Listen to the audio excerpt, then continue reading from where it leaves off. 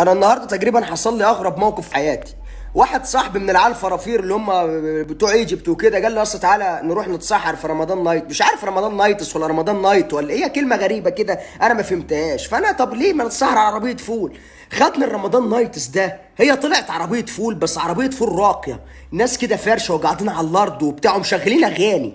مشغلين اغاني يا جدعان، ده احنا في شهر رمضان. قال لي عادي الاغاني هنا عادي. يعني اغاني عادي ازاي؟ يعني هنا اللي بيغني الشيخ حمو بيكا؟ يعني مش فاهم، الامام حسن شاكوش يعني اللي بيغني هنا ولا ايه؟ ما انتوا مش مشغلين اغاني يا جدعان وبتاع. والمصيبه لقيت رقاصه طار واه واه واه رقاصه في رمضان. قال لي عادي هنا الدنيا اتس اوكي يا عم، اتس اوكي ايه؟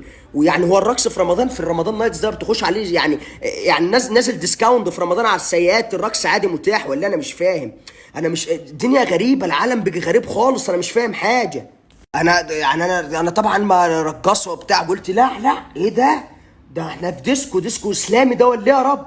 المهم رحت بعدين، راح الاكل جه فول يا جدعان، فول. طبق الفول مش عارف ب 120 جنيه.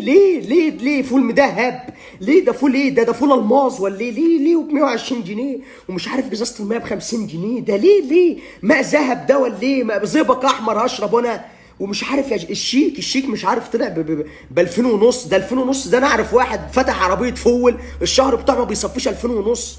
والدنيا صعبتوها علينا وجابوا لنا بتاع ابيض كده في كوبايات، بقول للواد ميه يشرب، قال لي لا ده باين مش عارف ولا واين ولا ايه. المهم طلعت حاجه حرام. انا مش، ما حدش يروح رمضان نايتس دي. هتروح رمضان نايتس دي؟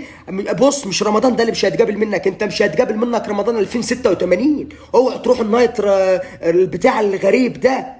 ونسيت اقول لكم على حاجه مهمه، كلت بيضتين اللي لقيت الراجل كاتبهم في الشيك البيضه ب 35 جنيه. رحت فعلا اتعصبت عليه ده، قلت له ليه يعني ب 35 جنيه؟ هم بيضتين بني ادم، ليه ب 35 جنيه؟ ما كنت تقول له كنت اجيب طبق وانا جاي ابيعه بره هنا واكسب فيه. وراح قال لي يا فندم احنا البيض اللي عندنا غير اي بيض. قلت له ازاي يعني؟ في صفرتين، البيض بتاعكم فيه 8 بياضات يعني ولا ايه؟